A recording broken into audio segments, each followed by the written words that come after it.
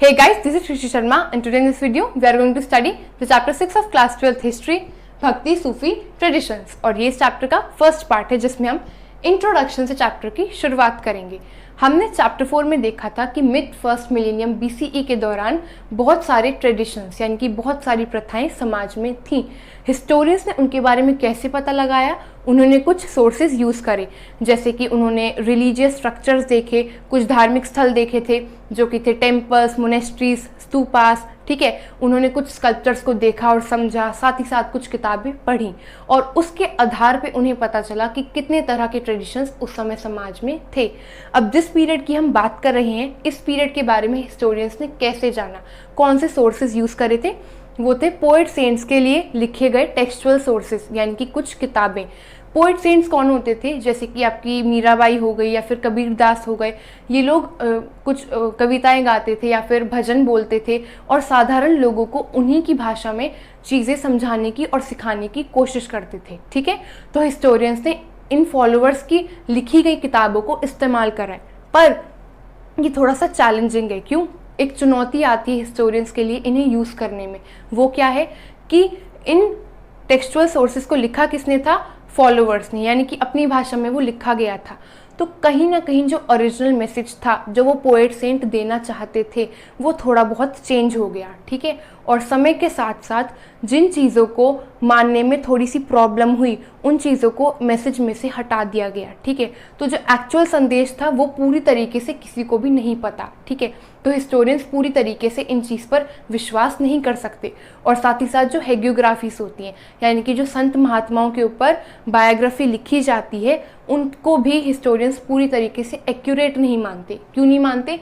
क्योंकि इसे भी फॉलोअर्स ने लिखा है, तो हो सकता है कुछ बातें उन्होंने बदल दी हों या कुछ चीज़ें उन्होंने अपनी तरफ से जोड़ दी हों, तो पूरी तरीके से इन चीज़ों पर विश्वास नहीं किया जा सकता।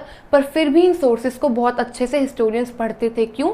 ताकि उन्हें पता चले कि इस समय के लोगों का किस तरह का नज़रिया था और वो कैसे लोगों को प्रभावित करते थे। हम फर्स्ट टॉपिक पढ़ते हैं जिसका नाम है a mosaic of religious beliefs and practices. Mosaic का मतलब क्या होता है? ये आपको एक इमेज दिख रही है। इस पेंटिंग में जितने टुकड़े यूज़ करके ये पेंटिंग बनाई गई है, मान लीजिए उतने ही तरह के आइडियाज़ और रिलीजियस बिलीव्स होते थे समाज में, और लोग क्या करते थे, उन सारे विचारों को और आइडियाज़ को जोड़कर एक ही भगवान के अलग अलग रूपों की पूजा करते थे, ठीक है। तो माना जाता था इस समय पर बहुत सारे देवी देवताएं और भगवान देखने को मिलते थे, और कुछ मुख्य भगवान थे, मेजर डाइटीज़, जो कि थे विष्णु, शिवा और गॉडेस। इन्हीं के जो कुछ फॉर्म्स थे, यानी कि इन्हीं के अवतारों की पूजा होती थी। विष्णु के 10 अवतार माने गए हैं और शिवा को इंसान के रूप में भी और लिंग के रूप में भी पूजा जाता था, ठीक है। तो एक ही भगवान के बहुत सारे अवतार होते थे और उनकी पूजा अलग अलग जगहों पर करी जाती थी, ठीक है। और इसी को कहते थे कल्ट्स। कल्ट्स का मतलब क्या होता है? एक ही भगवान के अलग अलग अवतारों को अलग अलग जगहों पर जब पूजा जाता है, तो जितने भी रिलीजियस ग्रुप बन जाते हैं, यानी कि एक ग्रुप के लोग विष्णु जी के एक अवतार की पूजा करते हैं और दूसरे ग्रुप के लोग विष्णु जी के दूसरे अवतार की पूजा करते हैं, तो उन ग्रुप्स को कल्ट्स का नाम दिया जाता है। तो अब इन कल्ट्स का इंटीग्रेशन हुआ, इन्हें मिलाया गया। कैसे? इस समय पर इस टॉपिक की बात करते हैं, इंटीग्रेशन ऑफ कल्ट्स। इस समय पर हिस्टोरियंस ने बताया 2 प्रोसेस हो रहे थे, यानी कि 2 प्रोसेस काम पर थे। वो कौन से थे? पहला, डिसएमिनेटिंग ब्राह्मणिकल आइडियाज़, यानी कि ब्राह्मण्स के जितने भी आइडियाज़ थे और जो विचार थे वो इस समय स्प्रेड हो रहे थे, उनका प्रचार प्रसार हो रहा था। जो पुराण्स लिखे गए थे उन्हें सीधी सिंपल भाषा में लिखा जा रहा था और कंपाइल करा जा रहा था। क्यों?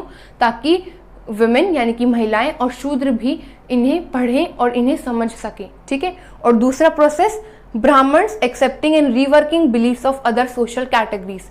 ब्राह्मण्स दूसरी सोशल कैटेगरीज के लोगों के विचारों को समझने की और सुनने की कोशिश कर रहे थे, ठीक है।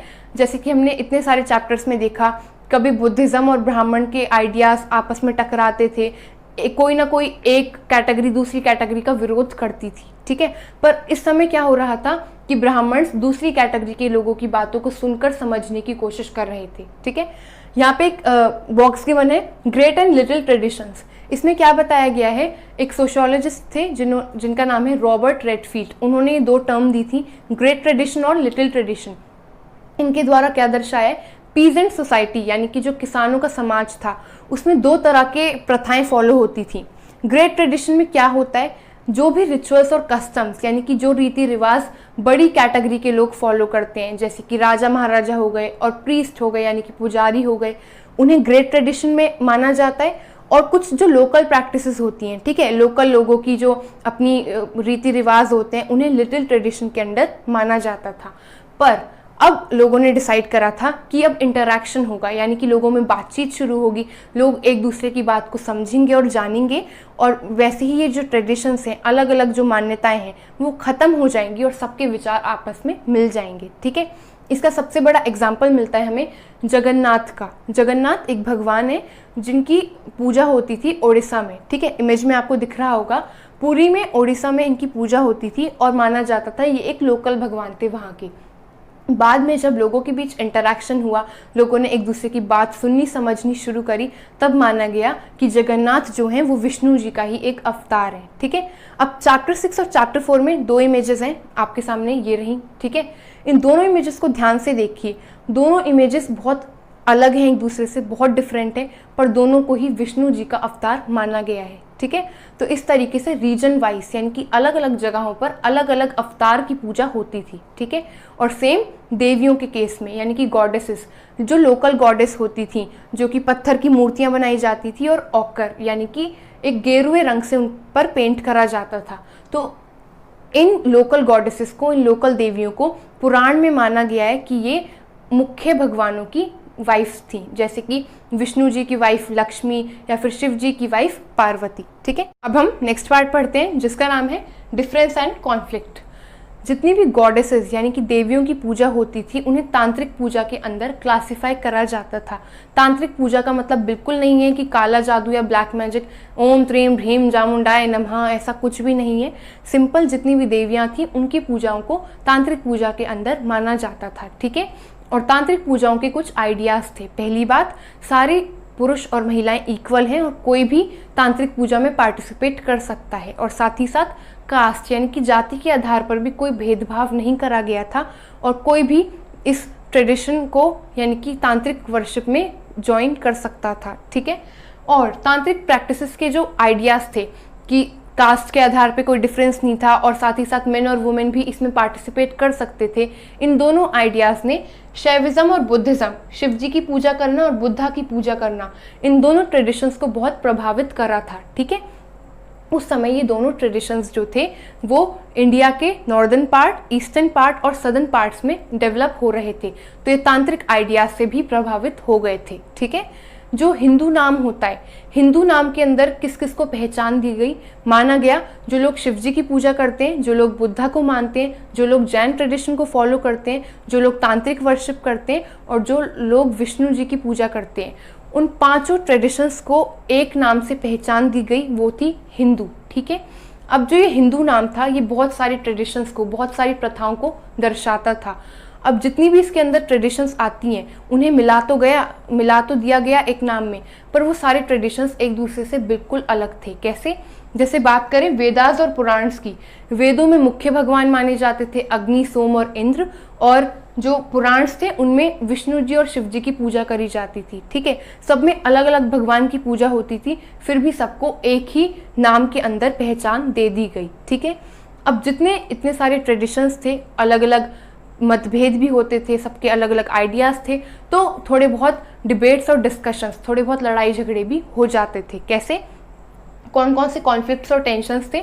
हम बात करें तो जो लोग वेदों को इम्पोर्टेंस देते थे, जो वेदों को मानते थे, वो उनका कहना ये था कि जितने भी लोग ये मंत्रों का उच्चारण करते हैं और हवन यज्ञ वगैरह करते हैं, ये सारी चीज़ें खराब हैं। ठीक है, और जो लोग तांत्रिक विद्या में विश्वास रखते थे वो मानते थे कि ये जो वेदास में जितनी भी चीज़ें लिखी गई हैं ये फिजूल की बातें हैं और इन बातों का असल दुनिया से कोई लेना देना नहीं है। ठीक है, और साथ ही साथ विष्णु जी और शिव जी को कुछ लोग सर्वश्रेष्ठ भगवान मानते थे, उनके आगे किसी भगवान को मानते ही नहीं थे, और जैनिज्म और बुद्धिज्म के जो आइडियाज़ थे उनसे भी बहुत लड़ाई होती रहती थी। ठीक है, उनके विरोध भी ये लोग आते रहते थे। ठीक है, तो इतने सारे आइडियाज़ थे, तो बहुत सारे ट्रेडिशंस में लड़ाई झगड़े होते रहे थे।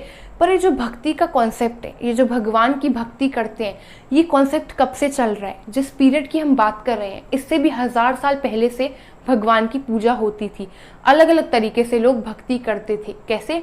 कुछ लोग भक्ति करते थे भगवान के मंदिर में जाकर और उनकी पूजा करके आते थे, और कुछ लोग ऐसे भक्त थे जो ट्रांस लाइक स्टेट में आ जाते थे। ट्रांस लाइक स्टेट मतलब एक जैसे मेडिटेशन करते हैं, वो ध्यान लगाने के पोस्चर में होते थे, वो अपनी सुध बुध खो देते थे, बस भगवान की आराधना में पूरी तरीके से अपने आप को डिवोट कर देते थे। ठीक है, तो अलग अलग तरीके के भक्त होते थे और अलग अलग तरीके से भगवान को अपनी भक्ति दिखाते थे। कुछ लोग गाते थे, यानी कि भजन वगैरह गाकर या मंत्रों का उच्चारण करके भगवान को याद करते थे, स्पेशली विष्णु जी को और शिव जी को। ठीक है, और भी किस किस तरीके से भगवान की पूजा होती थी वो सब कुछ हम नेक्स्ट पार्ट में कवर करेंगे। इस पार्ट के माइंड मैप का जो लिंक है वो आपको डिस्क्रिप्शन बॉक्स में मिल जाएगा। अगर आपको कोई भी डाउट हुआ, कोई भी प्रॉब्लम हो, तो आप मेरे से कमेंट सेक्शन में पूछ सकते हैं। You can also follow me in Instagram. और अगर आपको ये वीडियो हेल्पफुल लगी हो, so please like this video, share this video, subscribe to my channel and yes don't forget to hit the bell icon, ताकि जब भी नेक्स्ट वीडियो है तो आपको पता चल जाए। Thank you.